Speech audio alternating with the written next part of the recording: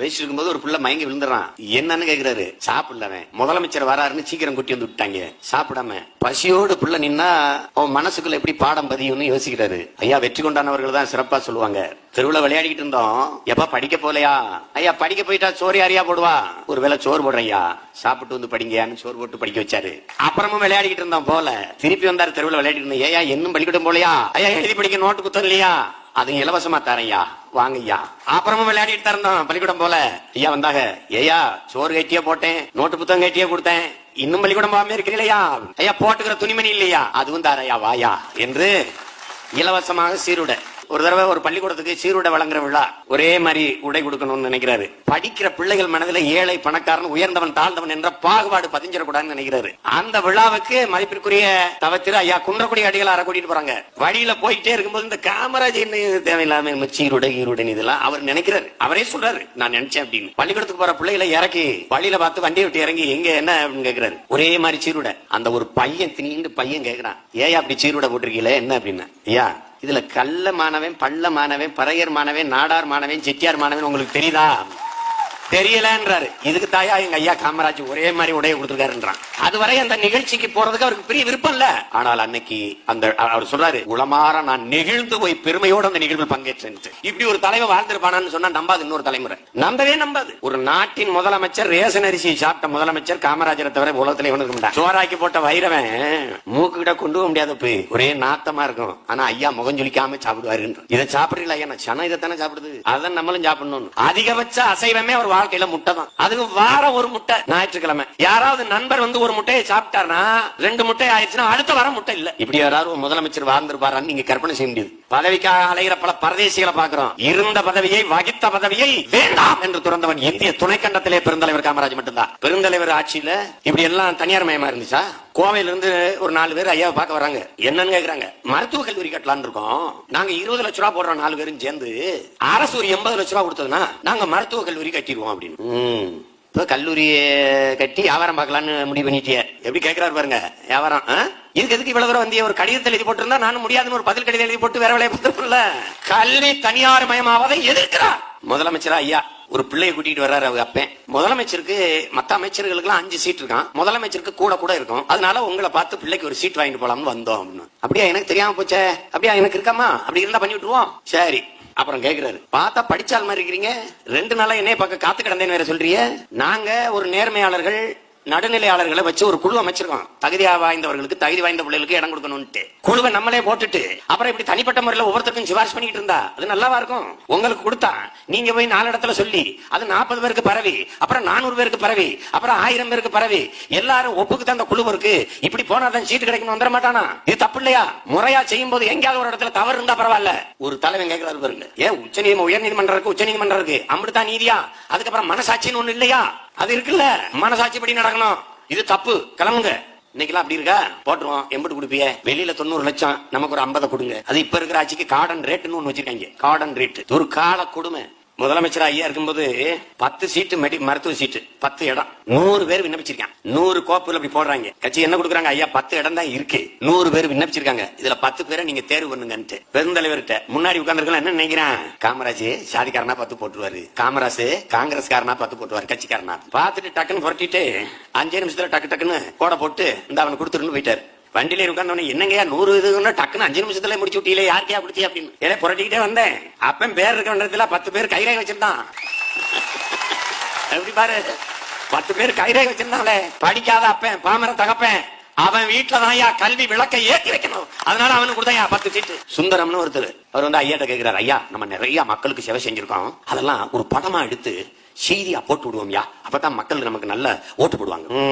கேக்குறாரு, எம்பிட்டு காசு செலவாகும்? 2 லட்சம். அரசண்டா எந்திரிச்சு போ, நான் 2 பள்ளிக்கூடம் கட்டி பிள்ளைகளை படிக்க வச்சுட்டு கிளம்பு. பெரிய பண்பாளர். முதலமைச்சர் வேட்பாளரா ஐயாவை எதிர்த்து சி சுப்பிரமணியன் நிற்கிறாரு. ஆனா ஐயா வென்றாங்க. வென்றுட்ட பிறகு ஆட்சி அமைக்கும் போது தன்னை எதிர்த்து நின்ற சி சுப்பிரமணியத்தை கூப்பிட்டு கல்வி அமைச்சராக உலக வரலாற்றில் ஒரு தலைவன் கிடையாது.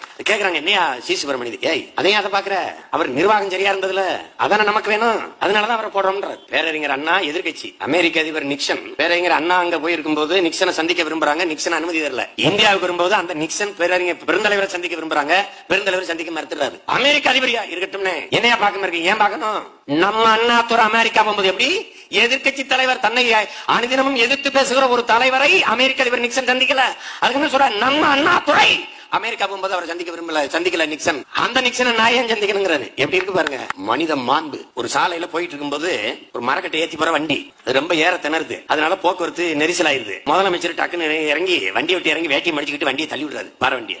எவ்வளவு நினைச்சு பாருங்க அப்படிலாம் ஒரு முதலமைச்சர் நாட்டுல இருந்தாருன்ட்டு. நம்பவே முடியாது இப்படி ஒரு தலைவன் வாழ்ந்தாரு அப்படின்னு. ஊருக்கு போற போது தோல்ல துண்டு ஐயாவுக்கு துண்டு போத்துறாங்க. இந்த துண்டை எல்லாம் வாங்கி வச்சுக்கிறாரு. இது வாங்கி சேமிச்சு வைக்கிறாரு நெல்லை ஜெபமணி. அவர் ஒரு தியாகி. இதை வாங்கி வச்சுக்கிட்டு இருக்க ஒருத்தர் ஒரு துண்டை எடுத்துறாரு. அவருக்கு பயன்படுத்திக்கிறார். இதை ஐயா பாத்துறாரு.